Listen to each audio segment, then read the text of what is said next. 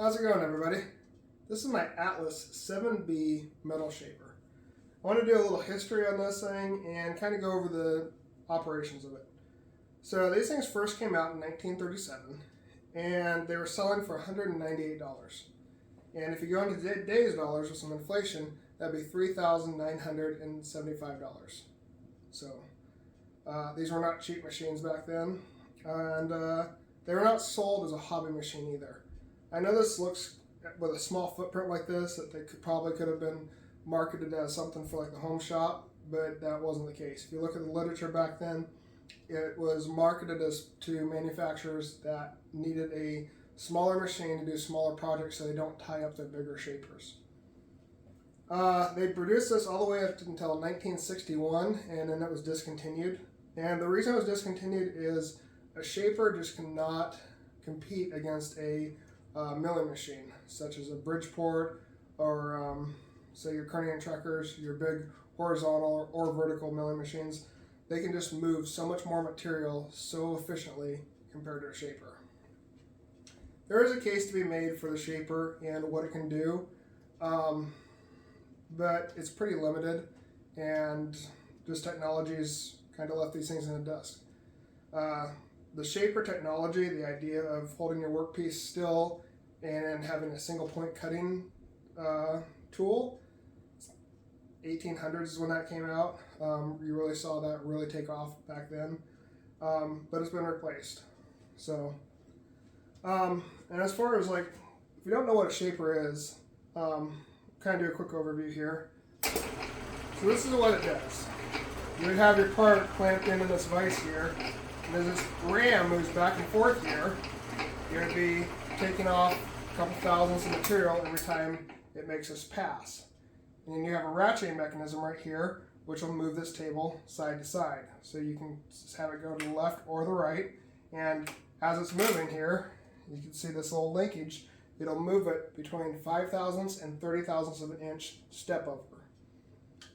And it's really handy where you can cut your high-speed steel bit. You can cut that to whatever shape you want, so you can make some really intricate patterns for whatever part you're trying to make. So you're trying to make dovetails. This thing's a rock star at making dovetails. It'll take forever, but it'll do it. Where your milling machine, you have to buy a custom milling bit at a certain angle to match the dovetail that you're going for. So let's zoom in here and we'll take a little bit more detailed look at the controls here. So what we're looking at here is the table. And the table does two functions. It moves left and right and up and down. So to move it left and right, have a hand crank. And this clicking that you're hearing right there, that is a ratcheting mechanism from the power feed. If I want to go the other way, I have to flip the lever and go the other way. If I don't flip the lever, it locks. The second axis right here for the up and down movement, there's supposed to be a extension that goes into this handle here. I don't have it, but essentially it's the same thing, just a square tip right there. And as you turn that, it will raise the table up and down. You'll notice down there, there's a ground flat part at the very front of the table, and it has this kickstand, which a kickstand, all it is a piece of metal that comes down to a flat piece of stock that rides on this table here. And all the force when you're cutting on this table, it's wanting to force that table down and pull it away from these ways here. So this kickstand is taking that force, instead of hanging off the end here, it is just driving it right into the casting. So making it much more rigid setup. Up here, this is your clapper box. So this is your tool holder and clapper box. So on the backstroke, it flips up so you're not dragging it across the material. This compound here, this allows you to lower it down. And you have these two bolts on the side here where you can angle this compound. So say if I want to cut a 30-degree angle, I set the compound at 30 degrees, and then I, by hand, advance the cutting tool down as I'm cutting. Here you can see the linkage that controls the power feed. So as the mechanism is turning here, this gets spun around and rotates the ratcheting system. So if you want to take a bigger cut, what you do, loosen this up.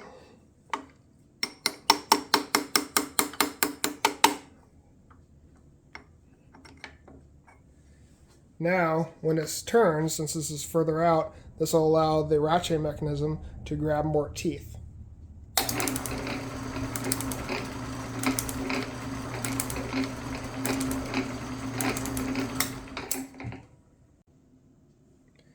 Here's how you'd adjust the speed on this. So you have 2 step pulleys.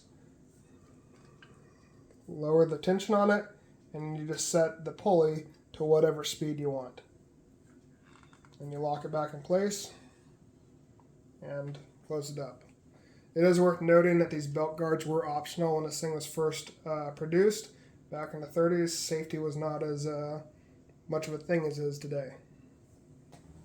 The length of stroke that the ram travels is adjustable. So to adjust it, you loosen this knurled lock, we'll call a lock ring here, and then you turn this. As you're turning this, what this is doing is just drawing the ram backwards. So right there, that's the 0. So we'll lock this, and what this is going to do is it's going to make this to where this ram travels hardly at all.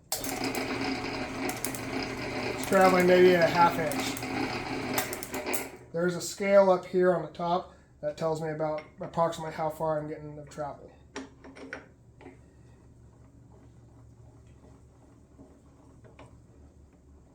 So now we're going to take it to about the 3-inch mark there. That should give us 3 inches of travel.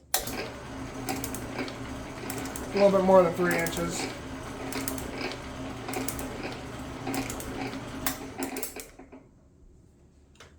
Let's go around on the back side and see what's happening when I'm turning this gear.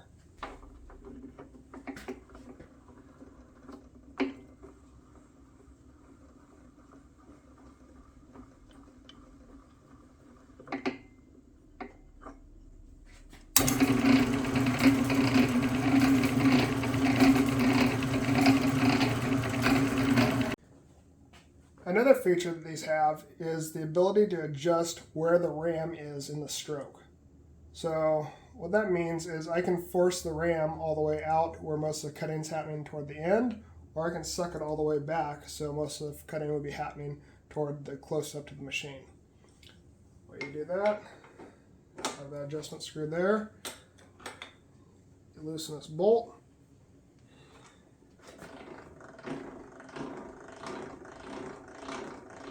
Now what I'm doing is I'm forcing the ram to go all the way out, or I'm extending the ram all the way out, as that's where I would be doing most of my cutting.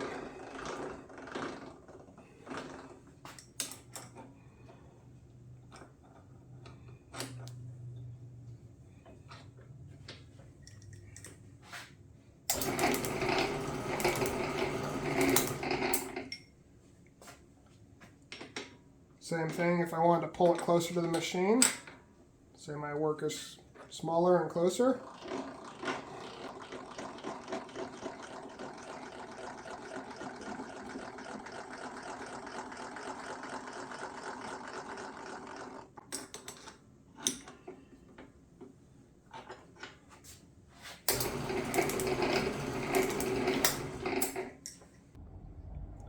This side of the machine here has an access port, so you can get in and grease your bowl gear and all the moving mechanisms in here. This is a Timken bearing and equipped machine, so you have a grease port there to grease them. And then your belt guard on the power drive side for your motor. This is running a 1/3 horsepower GE motor. All right, we got some scrap metal chucked up in here. Let's do some test cuts with this thing.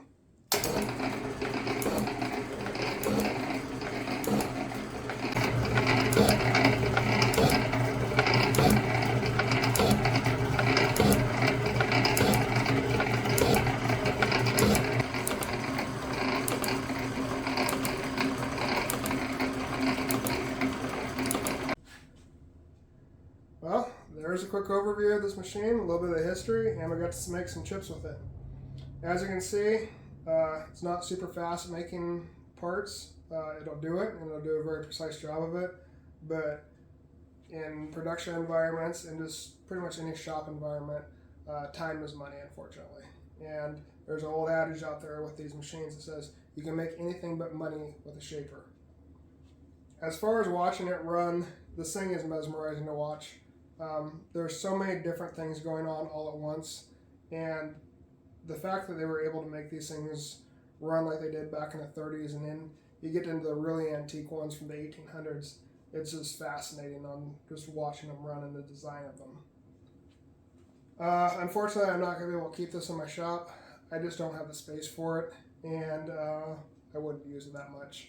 I'd probably cut some dovetails with it on occasion, but overall it would just collect dust. And as much as I like collecting old machines, I just don't have the space for this one. So unfortunately it's going down the road here shortly. So I really enjoyed the time that I had with it though. I got to learn how to run it. I've never run a shaper before. And if you guys find the opportunity to bring one home, do it. They're awesome machines, and you just get a whole new respect for what it took to put these things together. Yeah, you can watch all the videos on YouTube on these things, but when you see it in person, you see the detail and all the different components that go into this thing to make it work together. It's really impressive. So hopefully you guys liked the video. Hopefully you got something out of it. If you did, please smash that subscribe button. I try to put out videos on a pretty regular basis, and thank you guys again for watching. I really appreciate it. Have a great day.